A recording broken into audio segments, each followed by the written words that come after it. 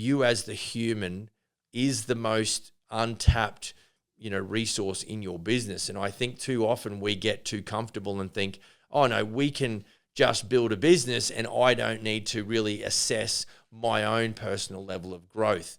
And I think nothing could be further from the truth. So how old are you going to be before you start to experience life like you want it? I want to tell you right now, whether you like it or not, there is a better way to do business. Hi everyone, welcome to the Business for Builders podcast. Welcome to you if you're a first-time listener. I appreciate you dropping in. And if you are a long-time listener, I really appreciate you hanging with me. It is my pleasure to serve. As usual, like and subscribe. One of these drops every week. Be sure to get across and check out Business for Builders VIP. It's a private Facebook group. Answer the 3 questions, and if you're a good sort, I will let you in. And look, that's a really good place. I've been banging on about it for a little bit now, but I really want that community to, I think, lean on each other. You hear enough of me here and everywhere else. I want that to be a very controlled group, a group of, a safe place where a lot of the time, young and old, amateur and professional, general contractors, builders, tradespeople can, and even apprentices can ask questions, things that are in their mind. They're like, hey, what actually happens in the real world? What happens with other guys, in the business? And I think that's a great platform. And of course, I'll be keen to get involved there, in due process. But ultimately, I really want to see what can happen inside of that group organically. And then, because ultimately what we're trying to push back against is the failure rate in the building and construction sector currently. And that is somewhere between 50 and 80% of builders or general contractors will go out of business in the first 5 years. And of the remainder, 50 to 80% of those guys will go out of business in the following 5 years. So it's not, it really is against us. And I think we just need to pull together, which is, I guess, some of the joy that I get from sharing as much as I can on this show and really, throwing down some value to help you build a successful business safely and securely, not too fast, not too slow, and help you grow, in the process. So as usual, today we want to really help you understand that the speed of the leader determines the speed of the pack. You've heard me say that before, but really what I really want to drill down on today is that your business growth starts with you. I've chatted with many, business owners over the last little while, and, I talk to them about, hey, I can give you checklists and I can, give you, quality assurance approaches, and we can do SOPs and things like that. However, what I really want to consistently, reiterate is that, you as the human is the most untapped, resource in your business. And I think too often we get too comfortable and think, oh no, we can just build a business and I don't need to really assess my own personal level of growth. And I think nothing could be further from the truth. So, really we want to understand that, or at least begin to introduce ourselves to the concept, of the growth paradigm. We've got to know, the paradigm that you live in currently, really it filters everything that you see. The problem is we don't know what we don't know. And so unless there's a third party that can speak to you and your situation, you're essentially not going to change because you're going to be on autopilot. And so, really, the fundamental idea that either, and this is an interesting way to start, either your business is growing or you are growing, okay? Because if your business is not growing, that is a red flag and an indicator that you need to grow, okay? When I start out by saying the speed of the leader determines the speed of the pack, the growth trajectory of the business is determined by the guy or the gal that is sitting in the driver's seat, okay? And so, that concept alone is something that I think about and consider every day as a business leader, because the minute that I get comfortable or complacent, it's like saying you're either busy living or you're busy dying, okay? So if you're not busy out there growing and developing and making things happening, well, then you're in a position where if you stagnate, that means you are sliding backwards. That means you are dying. You and your business, metaphorically speaking, for the most part. Okay, so, really that's a case. And I think one instance where I think about this, and of course, to my right, there's a list of books here, or, a bit of a bookshelf of books. And I am a little bit of a Trump fan. Don't friggin' throw rocks at me. And I was a fan of Donald Trump before he got into politics. And, what one of his books tells a story about is in the early 90s, he did get complacent. And, I don't know how well or bad that he did, but he said he almost lost everything because he got very complacent. So essentially what happened, he'd reached a level of celebrity, perhaps in the mid-90s. He'd, reached a certain level of wealth where there was almost this feeling of, I can't be beat, and he took his eye off the ball. And so, that's a bit of a classic real-time example, and you can read that for yourself in one of his books there. That might have been in The Art of the Deal, perhaps. And, he speaks to the fact that he really did take his foot off the gas. And in that respect, I don't know what he was referring to as far as which part of his life he took the foot off the gas. But I think for us as builders and general contractors, if we take the foot off the gas as it relates to our own personal development and then the development of the business, we can stagnate. So, that's just a bit of a real world. I'm sure there's plenty of other examples whereby, the business owner got a little bit lazy and thought everything was going to be kosher for the rest of his life. But really, I say this, momentum is hard to get or to build, but it's really easy to lose. Okay, so, I think we must never get to a point where we've been so disciplined and we've been so resilient and able to put it together, and then we hit the top of that crest and then we just think coasting is okay. Now, I'm not saying not to go and enjoy the fruits of your labor. That's not what I'm talking about. I just need your mindset set to stay in such a space that you've got to continually tell yourself, I could lose this if I don't continue to grow. Okay, that's really the emphasis. So it really revolves, I think a couple of things, leaders' growth and business, the growth is tied together. Personal development, the importance of continuous learning and self-improvement. I talk about continuous improvement a lot with my franchised operators and with my elite business advisory clients. Areas of development include leadership skills, financial literacy, so knowing your numbers, time management, and strategic thinking. The impact that those kinds of, those initiatives have where you're addressing those disciplines, your growth translates to business growth. Essentially, it gives you the ability to make decisions, faster, and your ability to problem solve is also improved. It enhances your ability to innovate and adapt. Gives you the skills to be a better team manager and a motivator.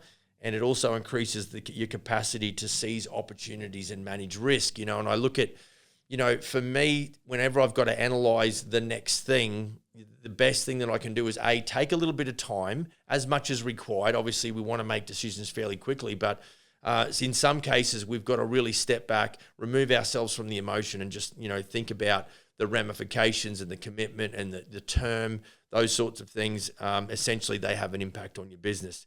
Right, so, once we've sort of got some understanding of the growth paradigm, we understand that the leader's growth is connected or is a little bit of a catalyst or a preface to business growth. What we've got to do is maybe help us in our, what I want to do today is help you in your analytical process of really how do we go about identifying and diagnosing growth stagnation. So remember, we're focusing on that if I am the bottleneck because of my lack of education and understanding, then how do we go about, fixing that? Now, you might sit there and think, well, Max, I'm not really sure that there's anything wrong with what I do. That tells me you're on an island, because I know, we all think we're pretty red hot, but I absolutely guarantee you that if someone puts an unemotional set of eyes on you as the human, who is the organic part of your business, and the business itself, i.e. maybe the numbers and looking at systems and things like that, it's inevitable that there will be some area of, or areas of improvement that are, necessary, or at bare minimum needs to be considered. So, when we're talking about, identifying and diagnosing growth stagnation, here's a couple of signs. Flat or declining revenue. Okay. That is now, stagnation is, well, like I said, you're either busy living or busy dying. So flatlining is not really a thing, because over time, what will happen is you'll get, there'll be disillusionment at some level, and you think, why do I keep doing this? And then you might end up working at a local hardware store, which there's nothing wrong with. No, I don't need any rocks thrown at me because of that. But what I'm saying is, if you've got a seed in your gut and you've got a desire in your heart to be an entrepreneur, if you let go of that and you concede, when we're focusing on being happy, you are going to be dissatisfied and unhappy. And so there's nothing wrong with entrepreneurship and business development, and being an owner operator. What we know is that it is intensely difficult to graduate or to grow into leadership within that business. And so, we've got to understand that growth takes time, and it's not something that you can just, suck on a pill and it's all good. It's something that you must understand consciously and be able to, lead your business, into that position of growth. Okay, so we're identifying, how do I know if my business is stagnating? Well, we've got flat or declining revenue. We've got high employee turnover. We've got customer dissatisfaction, or we're losing customers, and inefficiency and lack of innovation. I think Steve Jobs was the king of innovation as it related to the mobile phone. Nokia fell off the edge, doink. They refused to innovate. And so that's, those different characteristics of stagnation. You might want to, save this episode and just go back and start thinking about in depth your relationship with your own continuous improvement and the systems that are within your business that you might need to implement that you don't really know about, that would actually improve the operation that you are in control of. And so this is, I was just chatting with a client this morning, and I was talking about all the different departments or verticals within your business.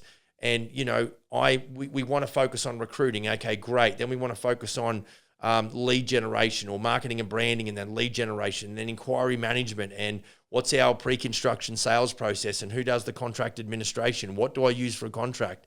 And I think all of these parts, all need to be analyzed and developed simultaneously. And it's like rounding sheep up. You don't just go and round 10 sheep out of 1,000 and then go back and start working on the remainder. You actually got to bring those things up together. Now, some of the components where they're in might be like, well, why are we focusing on this? We don't really need it at the moment. You need to be aware of it. And the thing is, I think I talked about this recently in a previous episode about developing the technique whilst there's no pressure on you, so that when the load then increases, you are then able to execute faster because you've really established yourself inside of that routine and your technique is good. Right. So, to self-assess, obviously we understand the signs now: flat or declining revenue, high employee turnover, customers dissatisfaction or loss, and then inefficiency and lack of innovation. And then the next thing we want to do is, now that we are aware, because remember, my job as a coach is to bring awareness, provide education, and then, enact the accountability aspect to make sure that we get things done. The self-assessment process, we are required to reflect on our growth and development. And here's some questions that you can ask yourself. Okay. Or I can ask myself, when was the last time that I invested in my personal development? Okay. There's a good question. Another good question. How have I improved my leadership skills recently? How have I done that? Where is there some sort of elevated understanding today that I did not have yesterday? And am I open to feedback and new ideas? Now, just the fact that you are still listening to me on this show or on this episode, that would start to beg the question that you've cracked the door open. You're saying, hey, I'm looking for some answers. I am looking for some guidance. I am looking for some tips and tricks or some things that might be able to, help me grow as an individual and or help my business grow at the same time. So, assessing oneself, that can be a little bit tricky. So it is, I think it's just something that is got to develop in you over time. It's not something that you're going to be able to just flick a switch. You might knock the lid off it and go, here is a world that I've really never delved into. Okay, so you start out like Alex Hormozi talks about being that uninformed optimist. Okay, and it's a wonderful place to be. But unfortunately, a lot of business success is not found there because that is literally the beginning of the journey. And so, before we know it, we are now informed pessimists and we kind of hate what we do. And then if it keeps downward spiraling, we end up in what we call a valley of despair. And in that valley of despair is where it either makes or breaks you. You either push through that valley and start pushing back up the hill into that position where you are now an informed optimist. You now understand the rules of engagement and the challenges that you're facing within the business and how you have remedied some of those things, which is something to be proud of. Whereas people in the valley of despair start blaming external factors and then they bail out and they might go and start a completely different business because everybody loves being an uninformed optimist. They love going out and getting the logo and the new business name. Like I enjoy the setup. I've just set up another building company. But I couldn't get through that fast enough because I just know that this is not where success lies. Success lies as quickly as I can move myself into being an informed optimist, knowing the rules of engagement, knowing the work that's got to take place. It's at that point where I got to get to the fastest because I know that the life of my business begins to evolve and begins to blossom because of that understanding. And so that really is, you might not have heard that concept before, moving from an uninformed optimist through to an informed optimist via being an informed pessimist and through the valley of despair, which ultimately leads into some realm of success. That's essentially what we're trying to do by moving from an informed optimist into that successful area where you go, right. And I will tell you right now, and I talk a little bit about this, the byproduct of disorder is chaos and the byproduct of order is control. And so when I say we move into that sphere of success, that just means we've got reasonably good control measures. Everything is very well systemized. The talent and the team members that we have on board are very much in line with our culture and our core values. And so, it's a very exciting time to be involved in.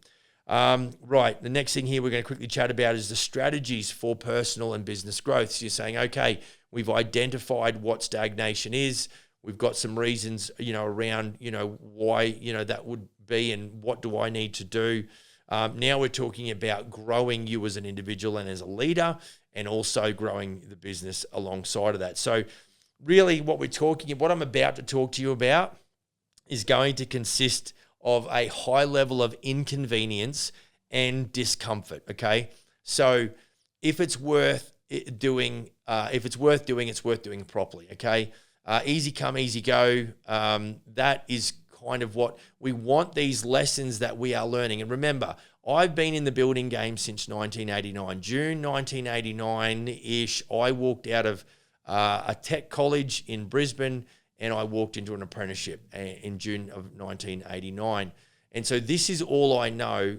But what I was really infatuated with was the fact that I was fortunate enough to do my apprentice with a very successful builder, in the residential construction side of things early on, but Phil's since moved to, building high rises. So that's very much, commercial development. And, I saw from the early days how that he was, his level of confidence, the way he would carry himself, it was incredibly inspiring for someone who didn't even know what the word entrepreneur meant. But I identified with something along those lines, and then I knew that I wanted to be like that. I didn't really know what I'd signed up for, but I, recently or, over the last decade, I've really started to, maybe 2 decades, I identified that personal development was super important if I was going to experience business growth. So here's some actionable steps for personal growth. Remember, this is going to be inconvenient and it's going to be uncomfortable. But remember, success lies outside of our comfort zones. Okay, and so we need to undertake that training nonetheless. So here we go. So you need to commit to a lifelong learning through books and courses and podcasts and, Audible books is acceptable. I love listening to audio books and then buying the hard copy. And even thinking about going to some seminars. I know I've got one client in London who said he was going to an AI seminar this week. So, the desire and the hunger for success is you don't just get some magical response because you go to one seminar, but it's the cumulative effect. Remember, you're looking or listening to a guy that left school when he was 15 years of age in grade 11 and basically then started bumbling his way through an apprenticeship and then really fell in love with systemization and templating and really creating efficiencies and improving it. Because I realized early on in my carpentry career that if I could do this faster without compromising quality, I would make more money because I was always on contract. Very rarely did I ever work for anybody on hourly rate. So I like the challenge of creating income or revenue in the shortest time possible. Okay. So, I wanted to develop myself. So I really committed without knowing it to a lifelong learning. And I was doing that early on through, reading books and listening to CDs at that stage and attending seminars. Okay. The other thing, the steps for personal growth, seek mentorship and coaching. This is widely renowned, as an effective mechanism for personal growth.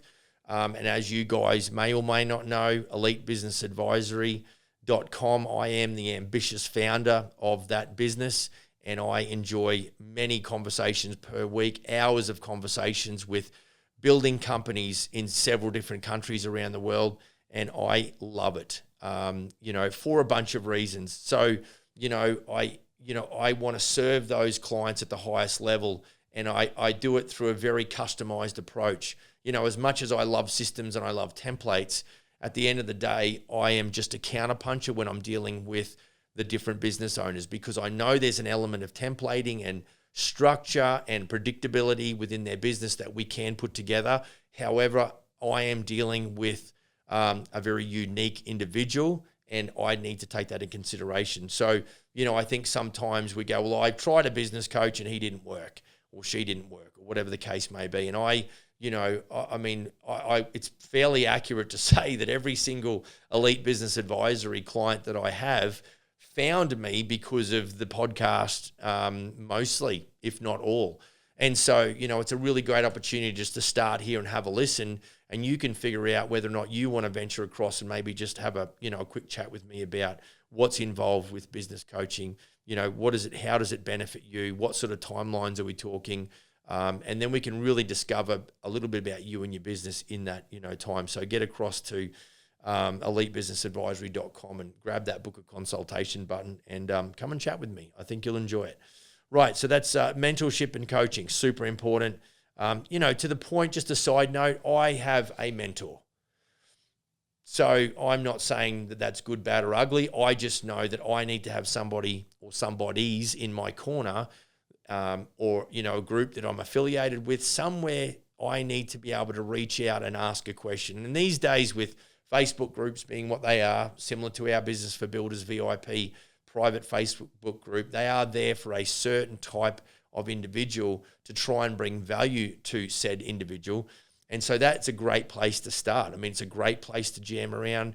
A little while ago, we had a 22-year-old guy that just finished, his carpentry apprentice, and he had some questions about, quoting jobs and what markups and, how do we, put an estimate together, those sorts of things. So guys, it's just such an invaluable thing. You can be coached from a distance. If you're sitting here watching me on YouTube, this essentially is, coaching probably at a low, non-specific level, but coaching nonetheless. It's starting to change your mindset as it relates to business principles and, things going on in and around your business that you may or may not even know affect your business. And so, that's an honorable thing, and it shows a level of increased maturity because you are reaching out to, a platform like, podcasts or YouTube videos to really start to go, hey, there's got to be a better way.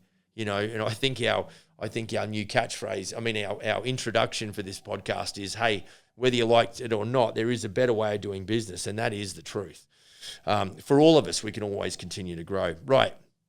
As it relates to your steps for personal growth, I want you to set personal development goals and track your progress.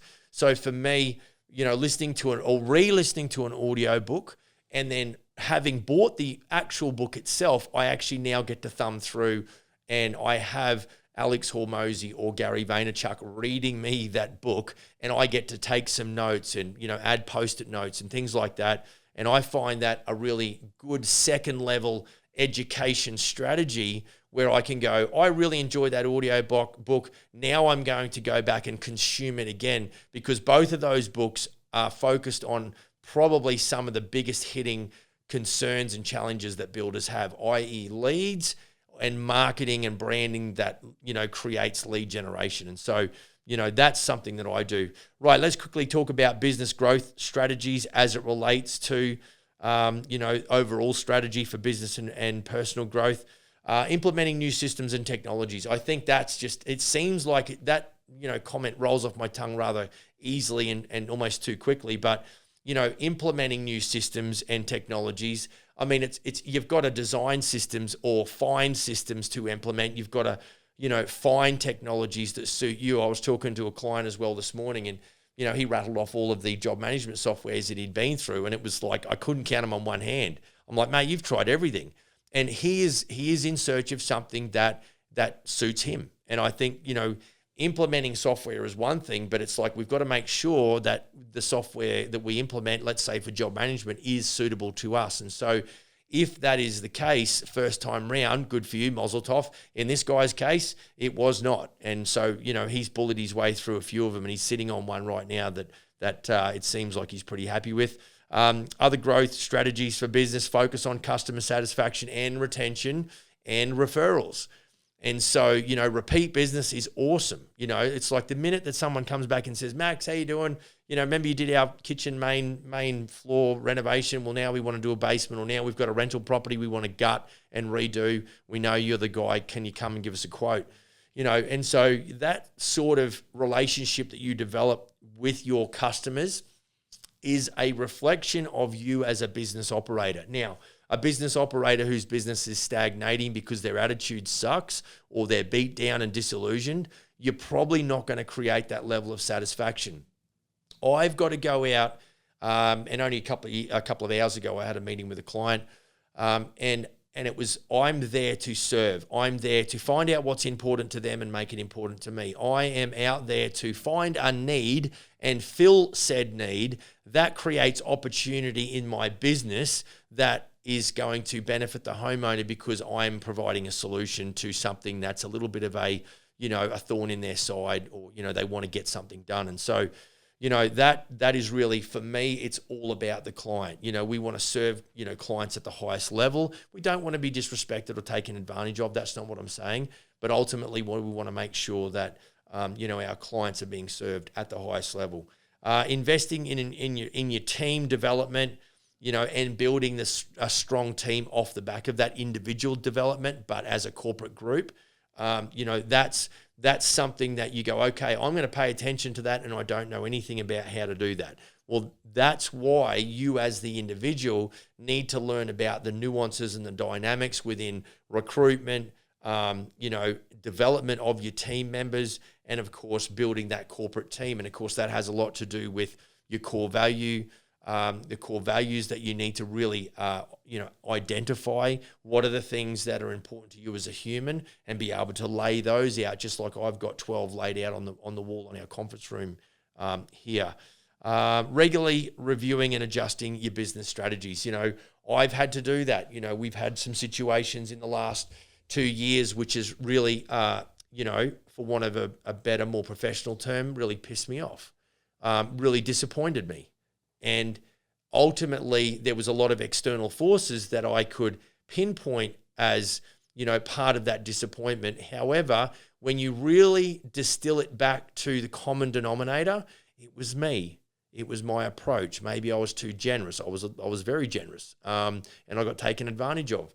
And so, you either let that take away all of your joy in the entrepreneurial world, or you infuse yourself with enthusiasm around, I can do it better. First thing I did is got to take responsibility. It doesn't matter. I can blame external forces all you like, but I don't own the opportunity to learn. And so for me, I had no choice. And then you take, you adjust your business strategy. So, we had to make some changes, build in some new initiatives and just change, just pivot, and Donald Trump actually said that. He said, you should never, ever quit in business. And so this is his words through me to you. Unless you really absolutely have to, or you've had a financial catastrophic failure, and that is understandable. That happens. But you should never quit. You should just pivot. And that's essentially what we've done in the last, 12 months of deliberating around analyzing what happened within the business. What did we do that wasn't particularly good? What do we do that was good? And really start to use the experience and the data to improve our situation, both in the here and now, because we might need that to be able to, disconnect ourselves from the failure, not remove the responsibility, but no longer have that burden on your back or my back, and just turning around and saying, right, when going forward now, we can do it better because we've learned from that. We've really put together, a different approach, and we're gonna really enthuse ourselves and inspire ourselves by the potential that we now have because of some of those challenges. So always be ready to adjust after regularly reviewing what's going on. So, really, folks, I think we'll probably wrap it up there. Like and subscribe. If you've got any questions, you can email me, max@elitebusinessadvisory.com. I would now actually urge you to get across to Business for Builders VIP private Facebook group, answer the questions, and I would love it. I would love to jam with all of you guys and gals inside of that private group as it relates to some of those questions that you might have. It's a lot easier to jump on Facebook and that private group and jump in there and post a comment than it is to send me an email, I would say. So, and then, of course, what you're doing is you're putting good karma out there, because you're probably asking a question that 20 other guys and gals have probably got on the top of their mind as well. There isn't much new under the sun, folks. We're coming up to our 200th episode, and it's exciting to look back and think, wow, we did put together, that many episodes, which essentially is 4 years worth of podcasts. And now it's really just excitement around how do we see the result of that. And I would say that to see, guys and gals inside of a group like that, really just saying, hey, this sounds like a stupid question, but I'm having this challenge at the moment. We've all been there. So, I think being vulnerable is an important thing, because we've got to get rid of our egos. I love it when people are more confident because they've asked a question that may have been a little bit embarrassing, but they've got an answer, so their confidence grows.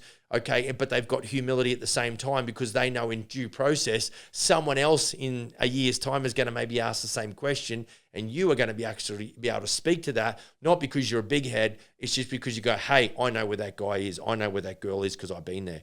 So, guys, be sure to get across. If you think coaching and mentoring is there for you, be sure to hit me up and let's just have a chat. I'll give you as much information, as much value. I only did one yesterday. I kind of call it a complimentary coaching session. And so, I did one yesterday, and with that individual, we may do business in the next month or so, which is exciting. And so, just do the same. You won't get any hard sell from me, mate. It's just going to be a case of, you tell me where you're at in your business and what you've got at your disposal, and let me see what I can, do for you and work things out going forward. So continue to build that kick-ass business, and I'll see you on the next episode. Cheers.